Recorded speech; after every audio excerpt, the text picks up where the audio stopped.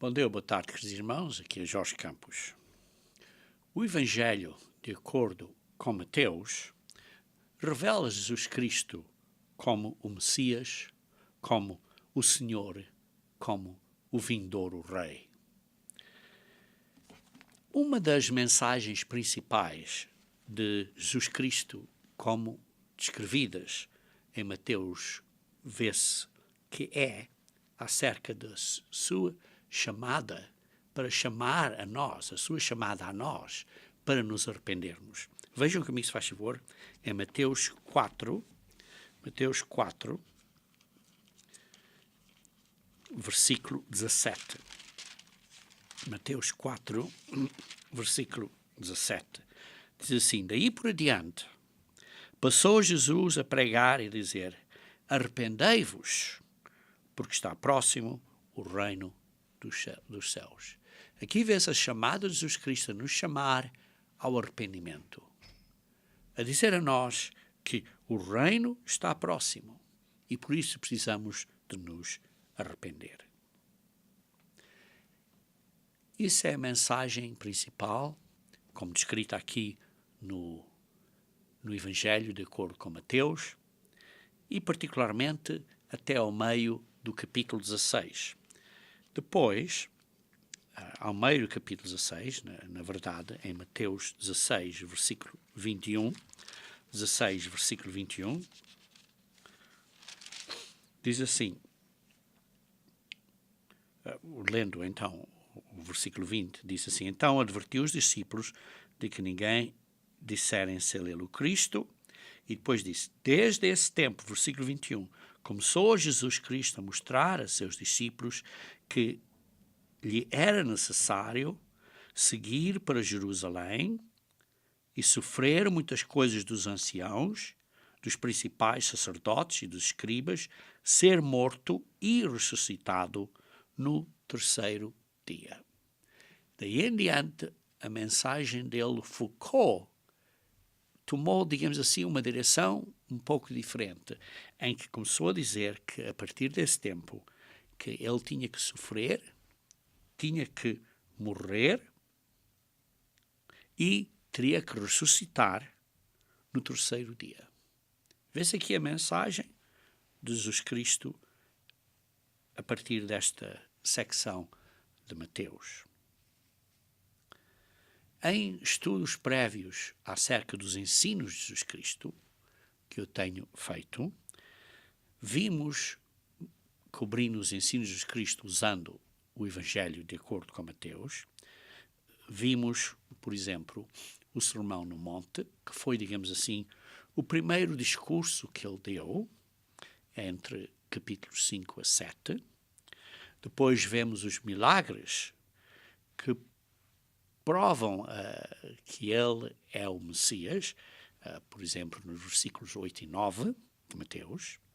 Depois, no versículo 10, vê-se o seu segundo discurso, o segundo discurso de Jesus Cristo, que é o preparar os apóstolos para a missão que tinham e que nós, como, digamos assim, ministros e membros da Igreja de Deus, a missão que nós temos.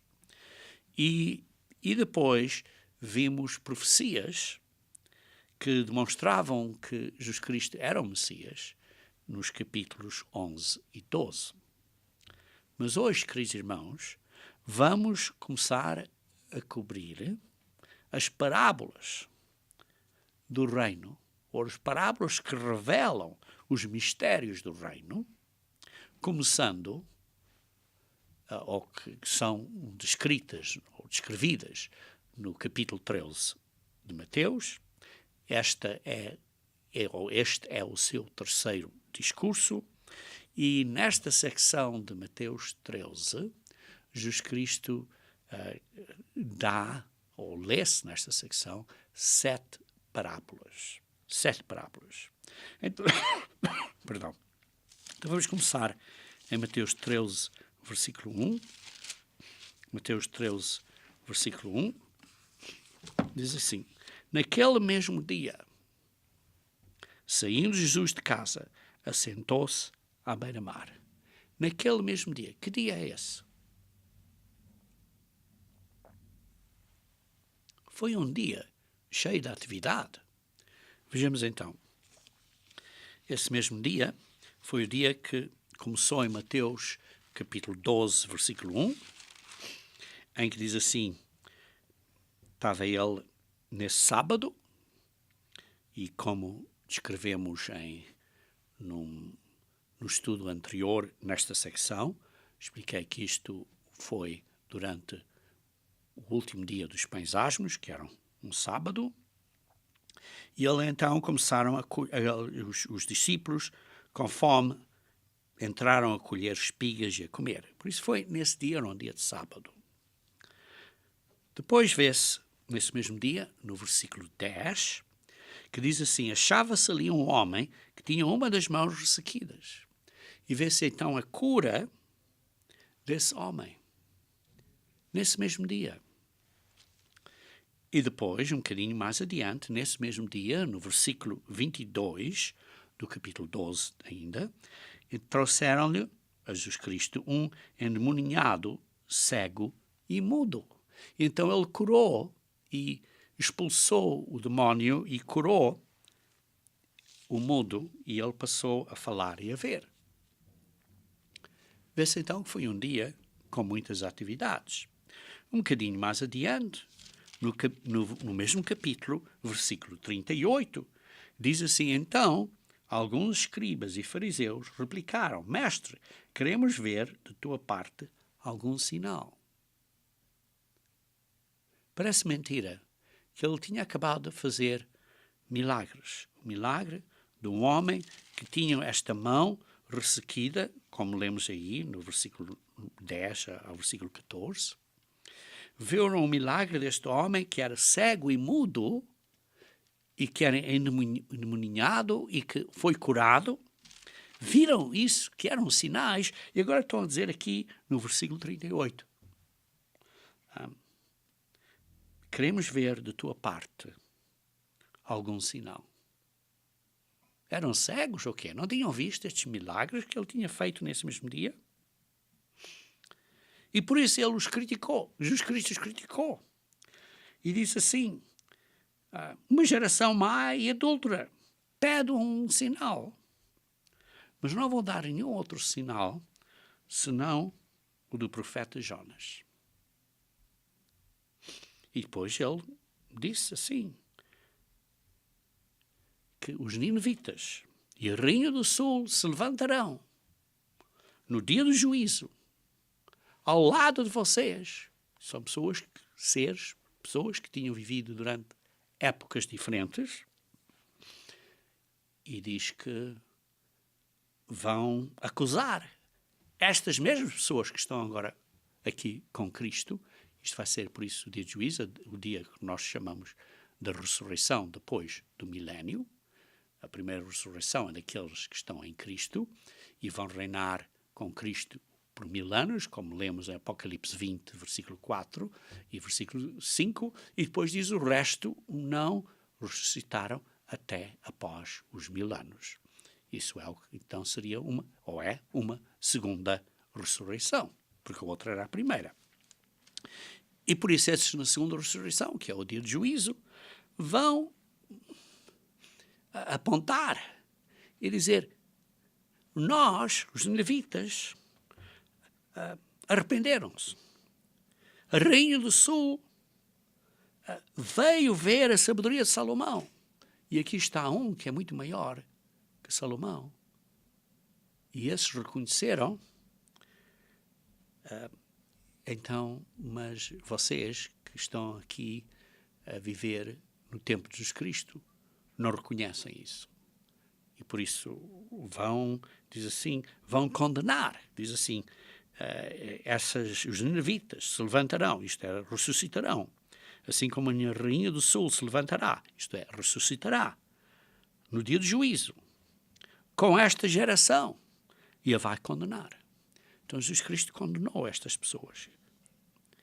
Por isso, aqui vê-se que várias coisas aconteceram neste dia. Por isso, quando estamos a ler aqui no capítulo 13, no versículo 1, diz assim: naquele mesmo dia, foi um dia com muitas atividades, como vemos aqui. Um dia com muitas atividades, um dia santo anual. O 7º dia dos Pães Asmos, que era um sábado também. E depois vemos aqui, assim, saindo Jesus de casa. Qual casa? Quando lemos, por exemplo, Mateus 17, versículo 24 a 25, dá a chegar a uma possível conclusão que era a casa de Pedro. Mas isto aconteceu tudo no mesmo dia. Vê-se aqui, por exemplo, saíram dessa casa e depois vê-se no versículo 36,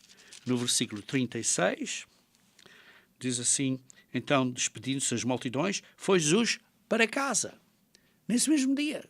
Foi para a beira-mar, como se lê aí, na praia. Foi para um barco ali na praia e que tinha saído de casa, foi para o barco, falou, pregou a eles e depois voltou para casa e continuou a dar estas, digamos assim, estas parábolas. Por isso vemos aqui que foi tudo num dia. E também no versículo 53 também dá uma indicação de que foi tudo nesse mesmo dia. Diz assim: tendo Jesus proferido estas palavras, retirou-se dali. Saiu dessa casa, desse local onde ele estava. Mas por isso vemos aqui um dia de muita atividade. E depois continuando no versículo 2: e grandes multidões se reuniram perto dele. Depois saiu de casa, muitas pessoas vieram ali à volta dele, de modo que entrou num barco e se assentou. Foi para um barquinho e neste barco saiu assim da beira do mar, aí está. O povo se sentou ali na praia e ele então do barco falou para eles. Aí vê-se uma lição importante, um ponto importante, que sabemos cientificamente, se por exemplo a pessoa está assim, por exemplo, num barco e fala desse barco para a praia, que a voz carrega, que a voz é transportada. É como se tivesse um microfone, um alto-falante, e a voz era transportada para todos poderem ouvir.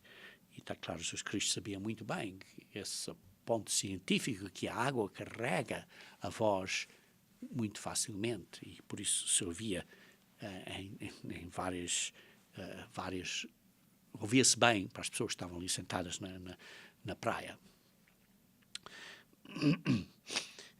Outro ponto aqui importante é que aqui ele agora está a falar às multidões. Diz assim: e grandes multidões se reuniram perto dele. Ora, este é o seu 3º discurso, mas em Mateus há 5 discursos. O primeiro é o Sermão do Monte, que é em Mateus 5 a 7. O segundo é quando ele dá as instruções a treinar os apóstolos para fazerem ou carregarem a sua missão, que é Mateus 10. Este é o 3º discurso, Mateus 13. Mas os outros 2 primeiros foram, digamos assim, em privativo aos apóstolos e discípulos. Agora, este, em Mateus 13, é para as multidões, ou pelo menos alguma destas parábolas é para as multidões. E depois, o 4º e o 5º discurso que ele deu, que o 4º é em Mateus 18, que é também é para os discípulos, e o 5º discurso, que é Mateus 23, 24 e 25, que também é um discurso que ele chamou os discípulos e deu a eles este discurso. Mas este aqui, que é das parábolas, foi, digamos assim, ao público. Esse aqui que foi às multidões. Sentou-se à beira-mar e grandes multidões se reuniram perto dele. Então ele falou a estas multidões. E continuando então no versículo 3. E de muitas coisas lhes falou por palavras e dizia: eis que o semeador saiu a semear. E de muitas coisas lhes falou por parábolas. Por parábolas. Jesus Cristo falou às pessoas por parábolas. Ora, o que é uma parábola? Uma parábola é uma maneira de comparar uma coisa com outra, com o propósito de um ensinamento. Comparar uma coisa simples com outra coisa para dar uma lição nessa comparação. Por exemplo, uma história simples, dar uma história simples com uma lição moral ou espiritual. Exatamente o que Jesus Cristo estava a fazer, dar uma história simples que tinha uma lição importante. Aliás, queridos irmãos, se você é um palestrador, um dos bons princípios de palestradores, uma boa técnica para ser um bom palestrador é usar histórias. Histórias porque uma pessoa, quando ouve a história, a pessoa fica atenta, os ouvintes estão atentos, porque é uma história, não é? É uma história. E então torna-se um maravilhoso instrumento para dar ou ensinar. Eu admito, sinceramente, que dizer histórias não é o meu ponto forte. Outras pessoas têm melhor capacidade de dizer histórias e contar histórias do que eu. Mas, continuando isso, o ponto aqui é que Jesus Cristo, digamos assim, era um perito a dar ou contar histórias. De tal maneira que ele sabia pôr a história de uma maneira tal que dava um ponto forte e dava uma lição forte. E por isso ele era excelente. Tinha uma excelente capacidade de fazer isso. E está claro, era o Filho de Deus, certamente que tinha essa capacidade. Mas, continuando aqui, nestas parábolas, em Mateus 13, há 7 parábolas. 7 parábolas. As primeiras 4 parábolas são às multidões. E as últimas 3 são em privativo aos discípulos. Dessas 7 parábolas, a primeira, digamos assim, é uma introdução aos mistérios do reino. As outras 6 parábolas são, digamos assim, em 3 pares. Em 3 pares. O primeiro par é a segunda parábola e a 7ª parábola. O segundo par é a 3ª e a 4ª. E o quarto par é a 5ª e 6ª parábola. Que tem, digamos assim, cada par tem um conceito semelhante, ou um princípio semelhante, mas uma perspectiva um bocadinho diferente de um dos outros. Nos evangelhos sinóticos de Mateus, Marcos e Lucas, há cerca de umas 30 parábolas ou histórias em Mateus, Marcos e Lucas. No entanto, no evangelho de acordo com João, não há nenhuma parábola. Sim, dá lições importantes, mas parábolas não são usadas nesse evangelho, no evangelho de João. Então, continuando no versículo 3, na última parte do versículo 3, começa aqui a parábola, diz assim: Eis que o semeador saiu a semear, e ao semear uma parte caiu à beira do caminho, e vindo as aves a comeram. Outra parte caiu em solo rochoso, onde a terra era pouca, e logo nasceu, visto não ser profunda a terra, saindo, porém, do sol, a queimou, e por não tinha raiz, secou-se. Outra, este é o terceiro exemplo aqui, caiu entre os espinhos, e os espinhos cresceram e a sufocaram. E o quarto, versículo 8, outra, enfim, caiu em boa terra e deu fruto, a 100, a 60 e a 30 por 1. Quem tem ouvidos para ouvir, ouça. Quem tem ouvidos para ouvir, ouça. Aqui vemos, por isso, que ele descreve esta parábola, e a parábola tem sempre, digamos assim, uma lição principal. Tem uma lição principal, que vamos mencionar um bocadinho mais adiante, qual é a lição principal desta parábola. E depois está a concluir esta parábola dizendo: quem tem ouvidos para ouvir, ouça. O que simplesmente está a dizer aqui é que precisamos dar atenção, tomar muita atenção a esta parábola, porque é importante. Precisamos tomar atenção. E depois, vejam aqui em Mateus 13, 34 e 35. Todas estas coisas disse Jesus às multidões por parábolas. E sem parábolas nada lhe dizia. Quando Jesus Cristo falava às multidões, usava parábolas. Porquê? Para que se cumprisse o que foi dito por intermédio do profeta. Abrirei em parábolas a minha boca. Publicarei coisas ocultas, desde a criação do mundo. Desde a criação do mundo. Aqui vê-se que Jesus Cristo está a dizer bem claramente. Diz assim: abrirei em palavras a minha boca. Publicarei coisas ocultas. Porquê? Para esconder a verdade. Para esconder. Não é para revelar. Para esconder. Vejam no versículo 10 de Mateus 13, versículo 10. Então se aproximaram os discípulos e lhe perguntaram: por que lhes falas por parábolas?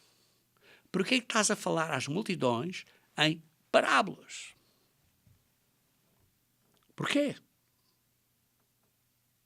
Ele disse aqui no versículo 11, respondeu: porque a vós vos é dado conhecer os mistérios do reino dos céus, mas àqueles não lhes é concedido.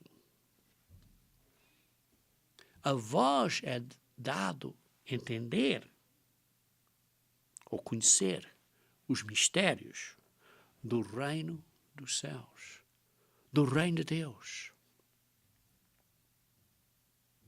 Queridos irmãos, há muitos mistérios na Bíblia. Muitos mistérios. Vejam aqui, por exemplo, em Efésios. Dar um exemplo aqui, olhar em Efésios. Vamos ver alguns versículos aqui de Efésios. Primeiro Efésios capítulo 1. Efésios capítulo 1, versículo 9. Efésios 1, versículo 9. Diz assim: desvendando-nos o mistério da sua vontade, segundo o seu beneplácito, que propusera em Cristo. O mistério da vontade de Deus. O mistério da vontade do Pai. Qual é a vontade do Pai? Para o mundo é um mistério. Não entendem o plano de salvação. Não entendem o que o Pai está a planejar para nós. Vejam no capítulo 3, versículo 4. Capítulo 3, versículo 4. Pelo que quando ledes, podeis compreender o meu discernimento do mistério de Cristo. Está a dizer, Paulo está a escrever esta carta para explicar a vocês o mistério de Cristo. As pessoas não entendem o mistério de Cristo. Quem Ele é? Quem é Cristo? Quantas pessoas dizem, olha, quem é Cristo? Quantas vezes eu vejo pessoas a argumentar comigo acerca de quem é Cristo? Efésios capítulo 5, versículo 32. Efésios 5, versículo 32 diz assim: grande é este mistério, mas eu me refiro a Cristo e à Igreja. As pessoas não entendem quem é Cristo, nem entendem o que é a Igreja. Não é um prédio. A Igreja não é um prédio. Não é uma construção física. Qual é a verdadeira Igreja de Deus? As pessoas estão a pensar em coisas físicas. A verdadeira Igreja de Deus é um organismo espiritual. As pessoas não entendem isso. são batizadas dentro ou na Igreja de Deus, em Cristo, não entendem o que isso quer dizer. Olha, é só em nome de Cristo. Sim, é. Mas é mais do que isso. Não entendem. Veja também Efésios capítulo 6, versículo 19. Diz assim, e também por mim, para que me seja dada no abrir da minha boca a palavra, para, com intrepidez, fazer conhecido o mistério do Evangelho. O mistério do Evangelho de Deus. O que é o mistério da Boa Nova? O que é o mistério da Boa Nova? Se é Boa Nova, então por que é que nos temos que arrepender?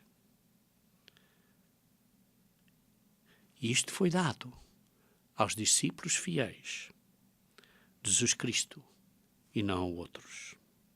E por isso as pessoas estão a argumentar, têm questões e começam em disputas de argumentos e discussões de palavras acerca de quem é Deus, quem é Jesus Cristo e o que é o Espírito Santo. Porquê? Porque não entendem. Porque é um mistério. Não entendem quem são os anjos, o que são os anjos, a capacidade deles. Alguns pensam, olha, anjos podem procriar, podem ter filhos, e por isso os anjos se misturaram com os filhos do homem, e por isso houve gigantes. Não, anjos não podem procriar. Quando eu mencionei isso a umas pessoas, eles disseram, olha, decepção. Queridos irmãos, as pessoas não entendem os mistérios de Deus. As pessoas não entendem porque é que é o homem. Não entendem o espírito do homem no homem. Não entendem porque é que Deus estabeleceu Israel. E o propósito de Israel como uma nação física. Não entendem.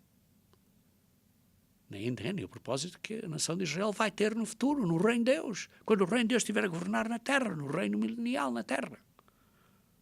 Também não entendem o que é a igreja, como disse. O propósito, a missão da igreja. A responsabilidade de pregar a boa nova do reino de Deus. Não entendem. Pensam que a igreja é para salvar mais almas. Mas qual é a missão da igreja? Qual é a missão da igreja? As pessoas não entendem. Não entendem o que é o reino de Deus. E o que é um reino? O que é um reino? Não entendem isso. O problema, queridos irmãos, é que é uma coisa de chamam-lhe isso um paradigma mental. Quer dizer, uma maneira de pensar e ver e interpretar e entender as coisas mentalmente. E quando uma pessoa tem este paradigma mental, qualquer outra coisa que não se encaixe com esse paradigma mental, com essa maneira de pensar, é rejeitada. Por exemplo, você pode dizer a eles uma coisa, mas não entra. Não entra cá dentro. É como vai e dá um ricochete. Não entra. Por exemplo, lemos que Jesus Cristo pregou.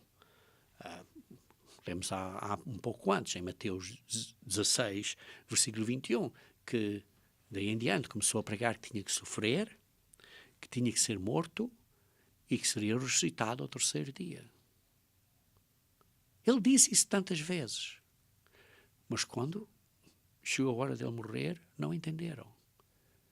E ficaram surpreendidos quando ele ressuscitou. Porquê? Porque esse entendimento não cabia no paradigma mental, nesta maneira de pensar das pessoas, que era uma coisa diferente. E por isso, quando ele falou acerca disso, foi como se não entrasse lá dentro. Não entrou nada lá dentro. Por exemplo, o paradigma mental comum do mundo, das religiões cristãs, é que Jesus Cristo está a tentar converter agora o mundo todo. Essa é a maneira que as pessoas pensam. Jesus Cristo está a tentar a converter o mundo.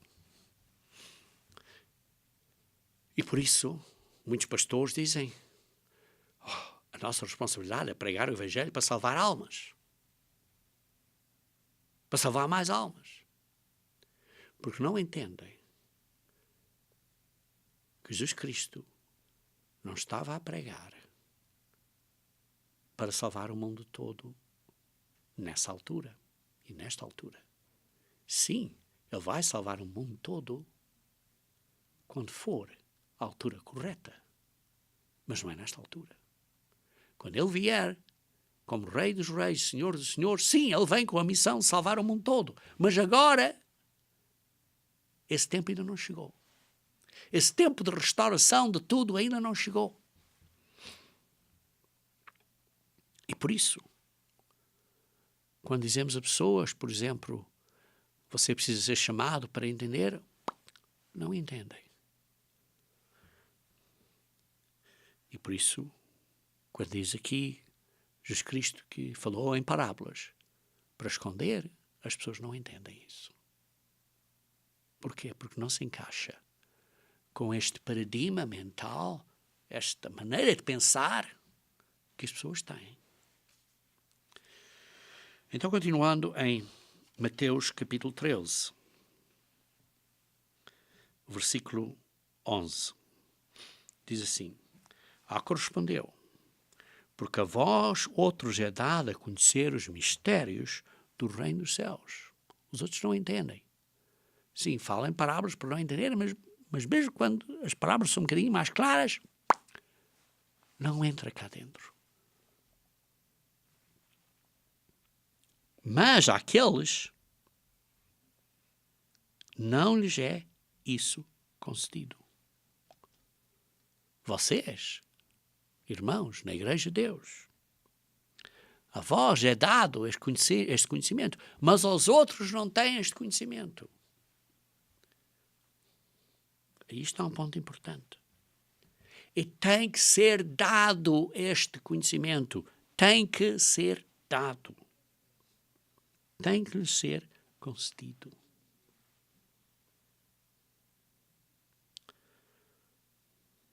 Veja então no versículo 12. Pois ao que tem, se lhe dará, e terá em abundância. Mas ao que não tem, até o que tem lhe será tirado. Até o que tem lhe será tirado. O quê? O pouco que tem vai ser tirado dele? Sim, é o que diz. Sim, é o que diz. Aí está um ponto importante, irmãos. Ou estamos a crescer na graça e no conhecimento de Jesus Cristo, ou estamos a diminuir até cairmos na apostasia. E vê-se um círculo virtuoso. Temos que, conforme aprendemos, temos que praticar, pôr em prática. E quando praticamos, entendemos melhor. E depois, conforme praticamos mais, entendemos melhor. E quando praticamos mais, entendemos melhor. Isto é, estamos a crescer no conhecimento de Jesus Cristo e na graça. Isto é, na maneira de aplicar o que Ele nos ensina para aplicar. O oposto é, se não praticamos, é como se a mente fica atrofiada. E depois vai perdendo. Se você não usa, você vai perdê-lo.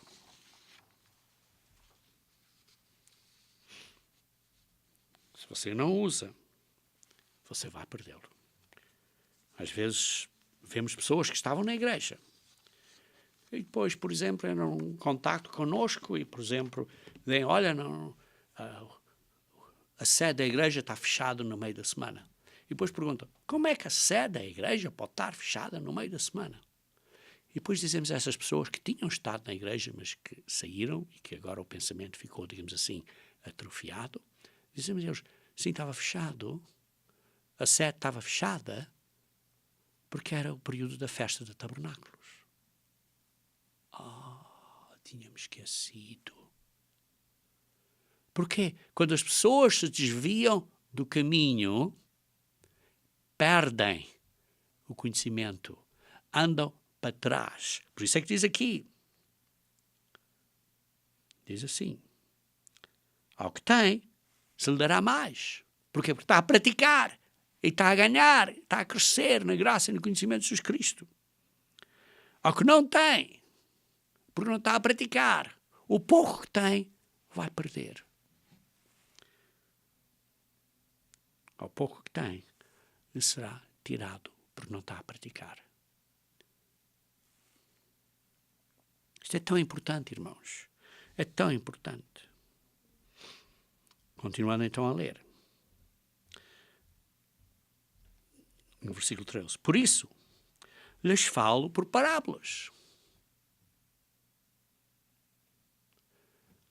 Se têm conhecimento e praticam, vão aprender mais. Mas fala a eles por parábolas para não entenderem, para este conhecimento estar, digamos assim, manter-se atrofiado. Porquê? Porquê? Porque vendo não veem, ouvindo não ouvem, nem entendem. Porquê? Então Deus não quer salvar o mundo todo? Está claro que Ele quer. À sua hora correta. Cada coisa ao tempo, à hora correta de Deus. Mas agora não é esse tempo. Porquê? Porque se soubessem e não praticassem, não haveria misericórdia. E por isso Deus, desta maneira, está a estender misericórdia a essas pessoas.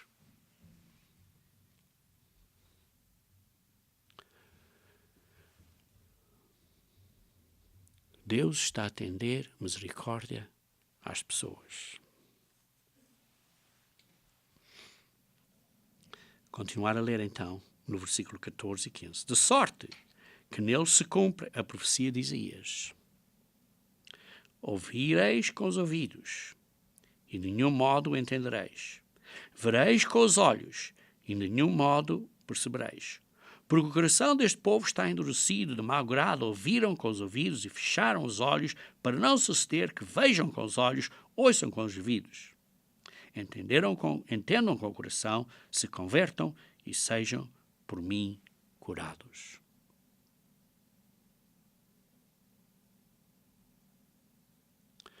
Então quando é que vão entender? Vão entender quando as coisas acontecerem. Vejam, se faz favor, aqui em Isaías capítulo 6. Isaías capítulo 6, versículo 9.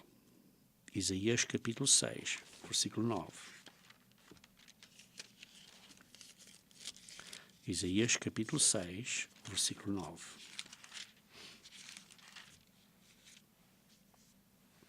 Então disse, vai e diz a este povo, ouvi e não entendeis. Vede, mas não percebeis. Toma insensível o coração deste povo, endurece-lhe os ouvidos e fecha-lhe os olhos. Porquê? Para poder dar misericórdia a eles mais tarde. Para que não venha ele a ver com os olhos e ouvir com os ouvidos e a entender com o coração e se converterem seja salvo. Porque ao fim de contas as pessoas não querem fazer a verdade. E por isso, porque não querem fazer é melhor que não entendam isso bem.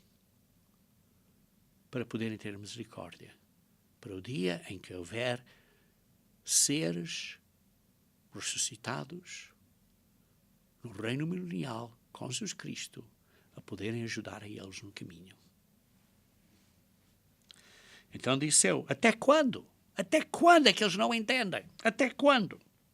Senhor, e ele respondeu, até que sejam desoladas as cidades e ficam sem habitantes, as casas fiquem sem moradores e a terra seja de todo assolada. E o Senhor afaste dela os homens e no meio da terra seja grande o desamparo. Quando estas coisas terríveis acontecerem, depois é que vão entender, para haver um verdadeiro arrependimento e para a misericórdia poder ser aplicada a eles. Então, continuando então em Mateus capítulo 13, versículo 16. Bem-aventurados, porém, os vossos olhos, porque veem, e os vossos ouvidos, porque ouvem. Se é uma benção, Mas toma cuidado. Precisamos ter cuidado. Porque somos julgados de acordo com o que entendemos. E por isso temos que ter cuidado. Temos que praticar, arrepender e praticar.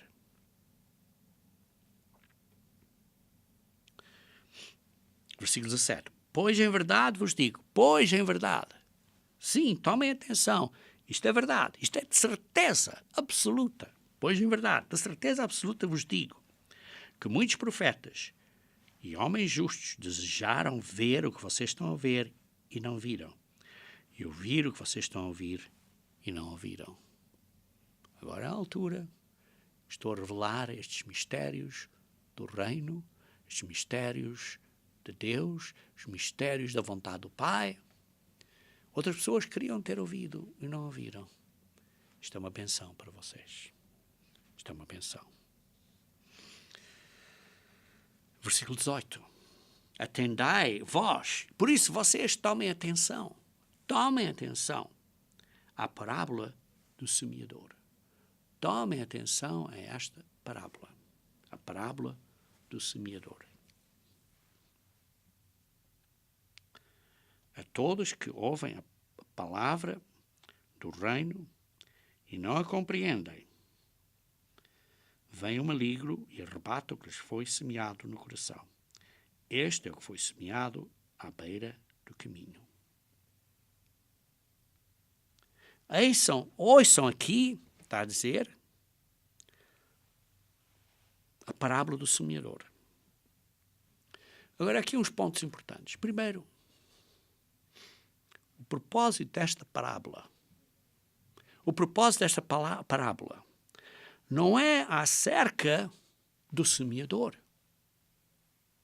Porque em cada um destes 4 casos que está a explicar aqui, à beira do caminho, ou solo rochoso, ou entre os espinhos, ou em boa terra, em cada um dos 4 casos é o mesmo semeador.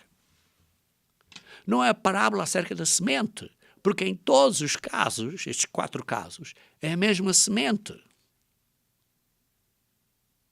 O ponto aqui é acerca do solo, do tipo de solo. Como é que recebe esta semente e como é que dá fruto.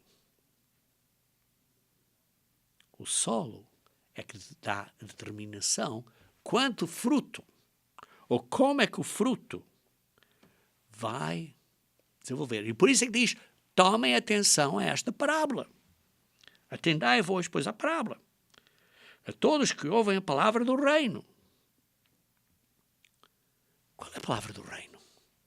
A palavra do reino é que temos que mudar a nossa maneira de viver. Sim, muitos oramos, olha, o teu reino venha. Venha o teu reino.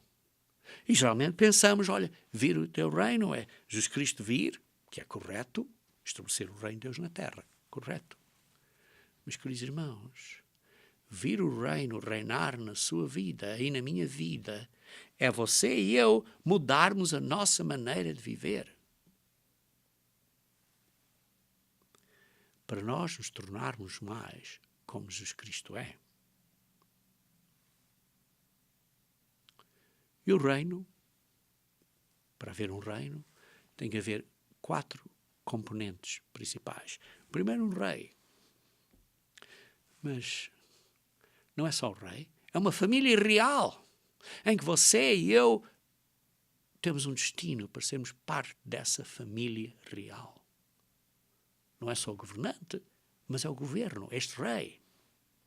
Este rei, este governo de reis, é uma família real. Família de reis. Em que nós podemos herdar, ser herdeiros desse reino, dessa família. Segundo é o território. O reino tem um território. O governo tem um território. Por exemplo, o governo brasileiro tem um território que é o Brasil. O governo angolano tem um território que é Angola. O governo português tem um território que é Portugal. E assim continuamos. O governo alemão tem um território que é a Alemanha. E está claro, há cidadãos. Se não temos um território, sem ninguém. Você governar o quê? Eu vou governar as pedras e a areia? Não, tem pessoas. Tem pessoas que são sujeitas. São cidadãos. E por isso, para ser um reino, precisa ter o rei, precisa ter o território, precisa ter cidadãos e precisa ter uma lei, uma constituição desse país e as leis, as regras desse país. Igualmente, o reino de Deus não é só o rei, mas é a família que está a ser constituída. É o território, que vai ser na terra e depois vai ser o universo inteiro. É os cidadãos, que são as pessoas humanas. Perdão. E a lei, que é a lei de Deus. A Constituição de Deus. Os princípios de Deus.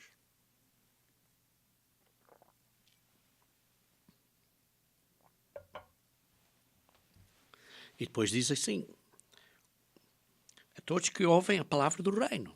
Qual é a palavra? Qual é a semente? Em Lucas 8, versículo 11, que é uma descrição em paralelo desta parábola, está a dizer que a semente é a palavra de Deus. E sabemos que, também em Tiago, capítulo 1, versículo 18, que é a palavra da verdade. E a mensagem que Jesus Cristo nos trouxe é a mensagem do Pai, como lemos em João 7,16. Por isso, a semente é a boa nova da palavra da verdade que procede do Pai. A semente do reino de Deus é a palavra da verdade, é a boa nova dessa palavra que procede do Pai, acerca do estabelecimento e do plano de salvação de Deus e do estabelecimento do reino de Deus na terra e da família de Deus. Mas o que acontece é que, como lemos aqui no versículo 19,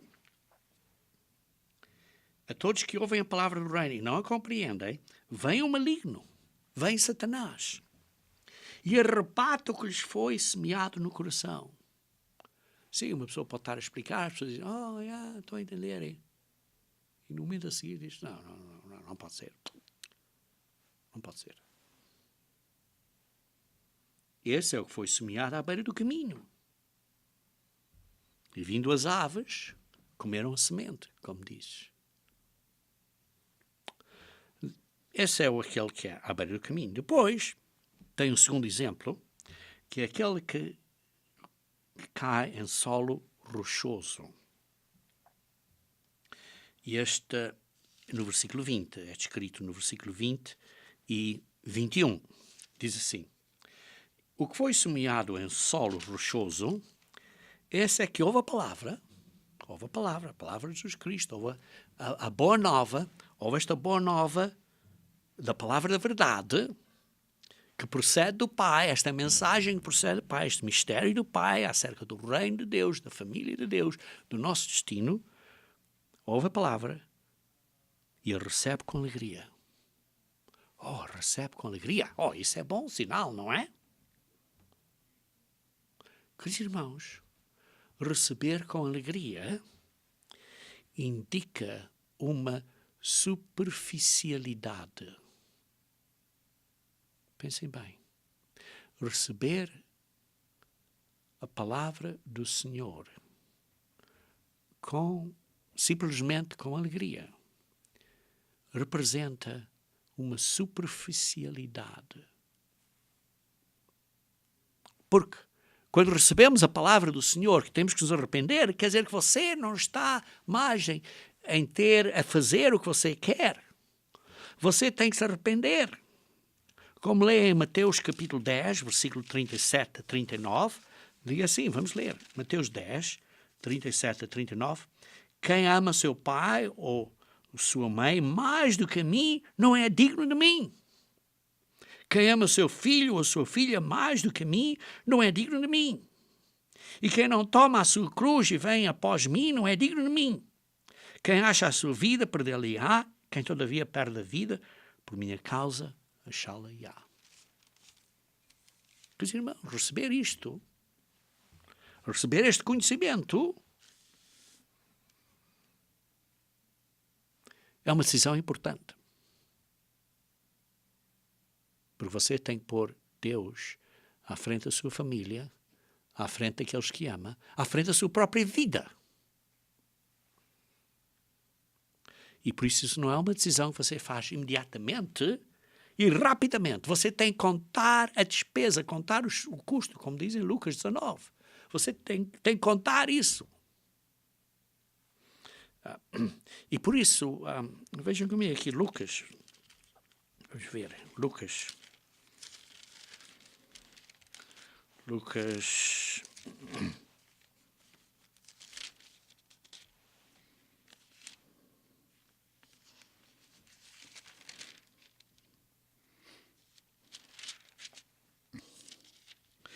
14, perdão. Lucas 14, versículo 28. Diz assim, se alguém vem a mim e não aborrece a seu pai, a sua mãe, a mulher e filhos, que eu estou a ler no versículo 26, Lucas 14, 26, não pode ser meu discípulo. E qualquer que não tomar a sua cruz e vier após mim, não pode ser meu discípulo. Pois qual de vós, pretendendo construir uma torre, não se assenta primeiro para calcular a despesa e verificar se tem meios para concluir? Depois conclui no versículo 33 de Lucas 14. Assim, pois, todo aquele que dentre vós não renuncia a tudo quanto tem, não pode ser meu discípulo. Isto é assunto difícil, duro, decisão difícil. Não é uma coisa imediata e por isso é que diz... aqueles que receberam a notícia do reino, recebe logo com alegria. É uma coisa séria. Não estou a dizer que não seja alegre quando recebemos esta boa nova, mas é uma coisa séria. Coisa séria. Porque esse que recebe com alegria não tem raiz em si mesmo. É o que diz aqui no versículo 21, de Mateus 13, 21. Não tem raiz em si mesmo. Porque entenderam isto de uma maneira superficial, de uma maneira rasa, de uma maneira com pouca profundidade. Sendo antes de pouca duração, em que lhe chegando a angústia ou a perseguição por causa da palavra, logo se escandaliza. Porque quando vêm estes testes, estas dificuldades por causa da palavra, oh não, oh não. Quantas pessoas vêm para a igreja e não se mantêm firmes? Por exemplo, dar um exemplo simples. As pessoas vêm para a igreja e estão envolvidas na política deste mundo. E depois ficam mais e mais envolvidos na política deste mundo. Eleições e sei lá que mais. Isto é simplesmente um exemplo. E o que acontece? Não puseram Deus primeiro. Puseram outras coisas. Porque este mundo não vai... Os políticos deste mundo, os governantes deste mundo, não vão resolver os problemas deste mundo. A única solução dos problemas deste mundo, a nossa única esperança, é a vinda de Cristo. Não é as políticas deste mundo. E por isso, aquele que cai em solo rochoso é superficial. Porque a conversão é como construir uma casa que tem aprofundar-se profundamente e cavar até chegar à rocha e construir na rocha. Construir esta casa na rocha. Tem que se vencer até ao fim, perante dificuldades e pressões e tribulações. E por isso, vê-se que esta pessoa que ouve a palavra em solo rochoso Sim, a semente germinou, mas não deu fruto. A semente germinou. Sim, está sentada à igreja, mas não está a produzir fruto. Sério, queridos irmãos? Vejam, por exemplo, Jesus Cristo veio. Ao fim de 3 anos e meio, o que é que ele teve? 12 discípulos, 12 apóstolos e 120 discípulos. Houve milhares de pessoas que o seguiram, multidões. Mas não fizeram esse compromisso. Porquê? Porque estavam em solo rochoso. E depois há outro, que é aquele, o versículo 22, é aquele que a semente é semeada entre os espinhos. Sim, ouve a palavra, mas os cuidados do mundo. Por exemplo, eu preciso ter segurança. Eu preciso ter dinheiro. Eu preciso de ter seja o que for. Os cuidados do mundo e a fascinação das riquezas sufocam a palavra. Eu estou muito ocupado nestas outras coisas. Veja aqui em Mateus 19, 23 a 26. Mateus 19, 23 a 26. 19, 23 a 26. Então disse Jesus a seus discípulos: em verdade vos digo que um rico dificilmente entrará no reino dos céus. E ainda vos digo que é mais fácil passar um camelo pelo fundo de uma agulha do que entrar um rico no reino de Deus. Ouvindo isto, os discípulos ficaram grandemente maravilhados e disseram: sendo isso, quem pode ser salvo? Jesus, fitando neles o olhar, disse-lhes: isto é impossível aos homens, mas para Deus tudo é possível. Sim, é duro. Não é assim tão fácil. Vejam, por exemplo, em Provérbios, capítulo 30, versículo 7 a 9. Provérbios, capítulo 30, versículo 7 a 9. Provérbios 30, versículo 7 a 9. Diz assim: 2 coisas te peço, e não me as negues. Antes que eu morra, afasta de mim a falsidade e a mentira. Não me dês nem pobreza nem riqueza. Não me dês nem pobreza nem riqueza. Dá-me o pão que me for necessário. Para não suceder que, estando eu farto, comer muito pão, estar rico, te negue e diga quem é Deus. Ou que, estando pobre demais, ou esteja empobrecido, venha a roubar, venha a furtar e venha assim a profanar o nome de Deus.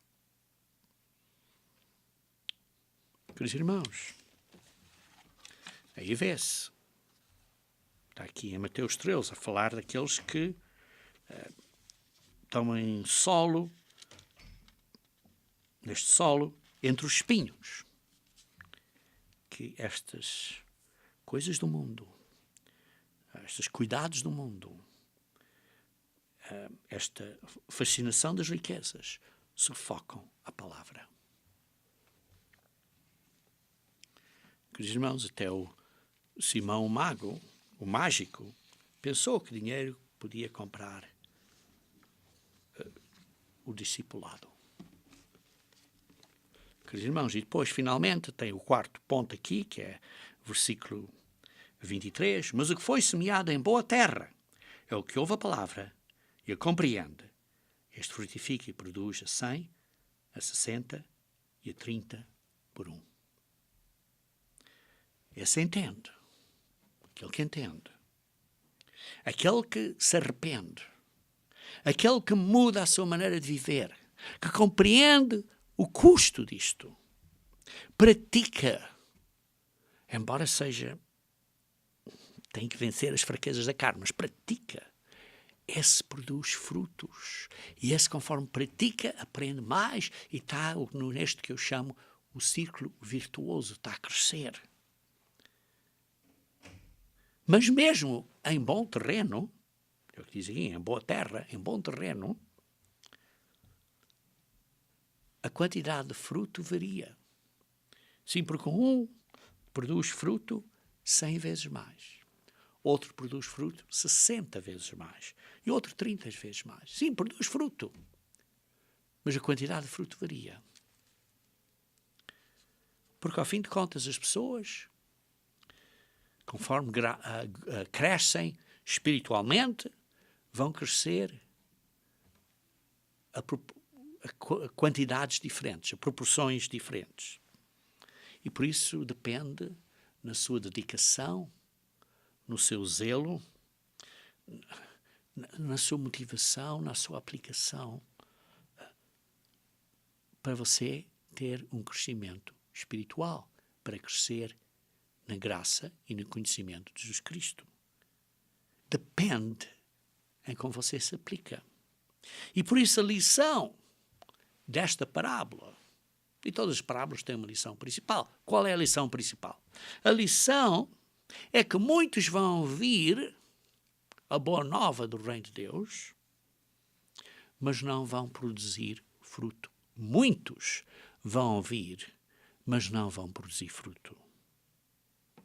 E mesmo aqueles que vão entender, vão produzir fruto em quantidades diferentes. Which depende no zelo, na dedicação e na maneira que estão a aplicar-se na prática do que estão a aprender. Em Isaías 55, leiam comigo, se faz favor, Isaías 55, começando no versículo 6, Isaías 55, versículo 6 diz: buscai o Senhor enquanto se pode achar. Invocai enquanto está perto. Deixe o perverso o seu caminho, o iníquo os seus pensamentos. Converta-se ao Senhor, que se compadecerá dele. E volte-se para o nosso Deus, porque é rico em perdoar. Porque os meus pensamentos não são os vossos pensamentos, nem os vossos caminhos os meus caminhos, diz o Senhor. Porque assim como os céus são mais altos do que a terra, assim são os meus caminhos mais altos do que os vossos caminhos, os meus pensamentos mais altos que os vossos pensamentos. Porque assim como descem a chuva e a neve dos céus, e para lá não tornam, sem que primeiro reguem a terra e a fecundem e a façam brotar, para dar semente ao semeador e pão ao que come. Assim será a palavra de Deus, que sair da boca do Pai. Não voltará para o Pai vazia, mas fará o que me apraz e prosperará naquilo para que a designei.